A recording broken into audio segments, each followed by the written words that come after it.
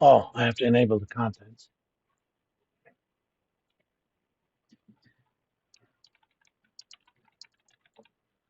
Darn pressing. All right. I have some inputs. Let's think about our inputs. I'm going to have the face value, coupon rate, coupon frequency, number of years until maturity. And I'm going to add one more number, which we're going to have a special name, the rate at which I'm going to discount these cash flows. That may or may not be the same as the coupon rate. A coupon rate is a decision that is made by the issuer at the time of the issue. They can make it anything they want. They can make it zero. In fact, we have a special name for those. It's called the zero coupon bond. When the interest rates are 5, they can make it 10%. All they're saying is, I'm going to give you a lot of money a little bit earlier. That's a high coupon bond.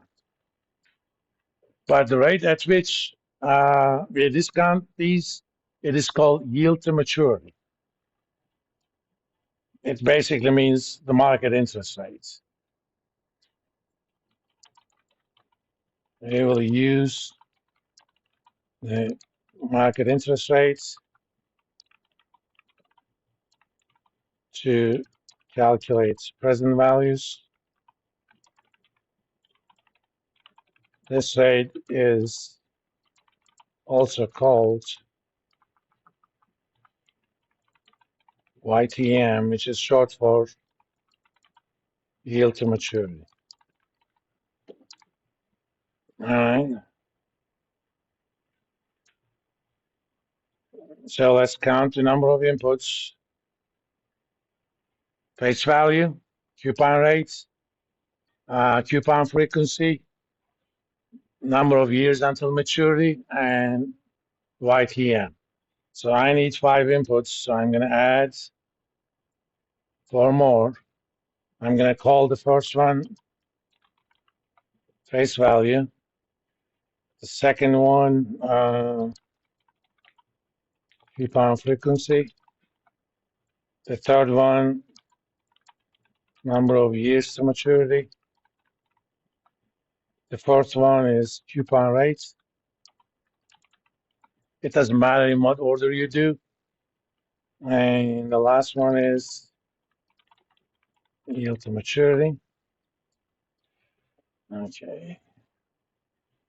I changed these things a little bit, even though if you don't have an issue with options here.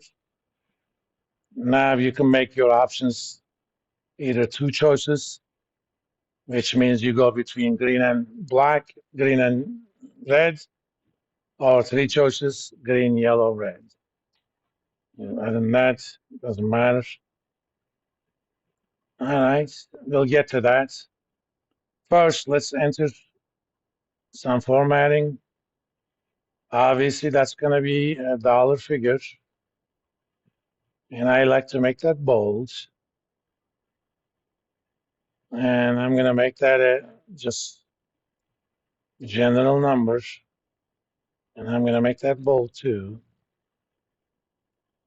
Years to maturity, I'm going to allow non-integer years.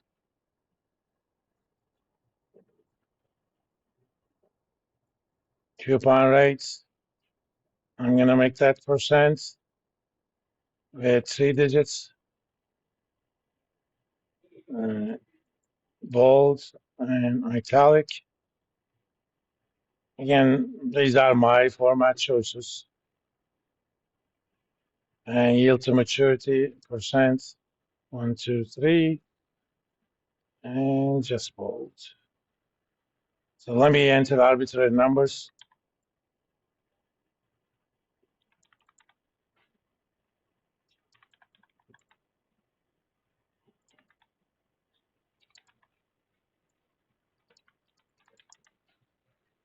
Okay. For later purposes, let's make this into yield to maturity for now. Because sometimes I'm going to give you the price of the bond. You're going to figure out what is the yield to maturity that's going to give you the price. In fact,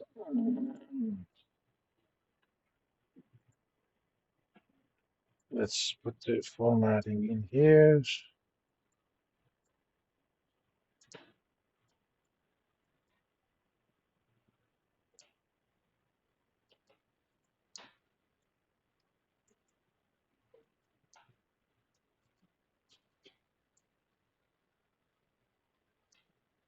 All right.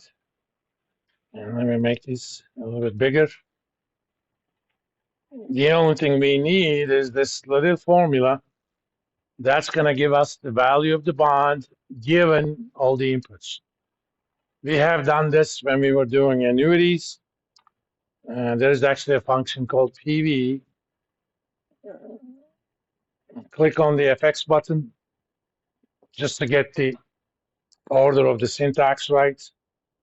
And find your function right there, PV.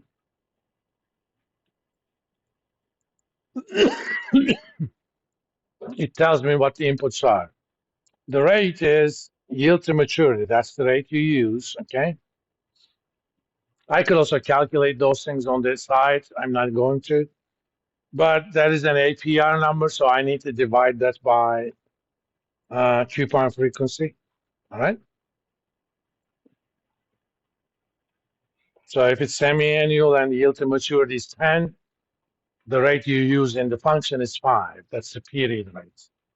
Number of periods, you multiply years to maturity with the coupon frequency. There are 60 periods on this one. Payment is the coupon amount. You know how to calculate that. That's the face value times coupon rate times or divided by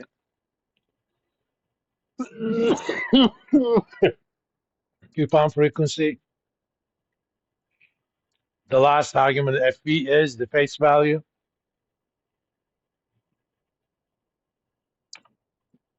Of course, I didn't do this properly, so let me make that percent. 1, 2, 3, and 12 and a half. Oh, I'm in the solver mode, so let's get out of that. Because if this thing is red light, you're in setup mode. If you're on the solver mode, whenever one of the inputs change, it solves for the unknown. That's not what we're doing here.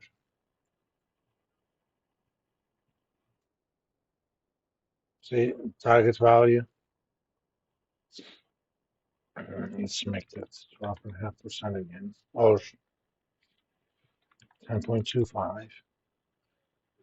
This is kind of a negative sign, negative value. That's because of the way PV function is formatted. An accountant must have coded that. Accountants think in terms of debits and credits. Just to put a negative in front of the PV. So if I double click,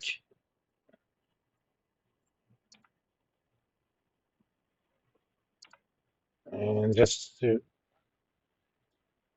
help with your eyes,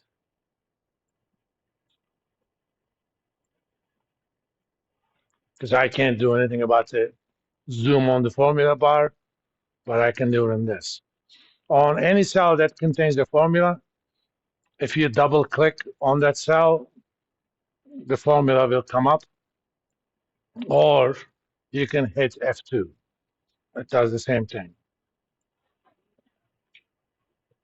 Sometimes we do something when a cell is double clicked. I mean, that's not one of them. For example, when I double click on the cell, it actually does something. Because there's a little piece called worksheet, do it after double click, which happens to be one of the targeted ranges. Okay. All right. So that's pretty much the value. Okay. Now, comparing the face value, which is sometimes also known as the par value, to the actual value of the bond, we designate bonds into three different categories. There is no value judgment in these. It's just the way they're referred to. A bond is called a par bond if the value of the bond is exactly the same as face value. That will happen if and only if uh, coupon rate is the same as yield to maturity. Okay.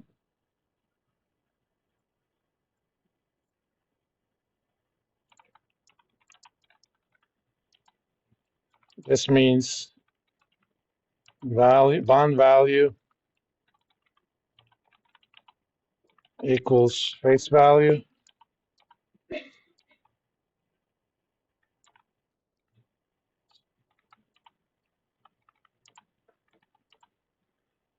if and only if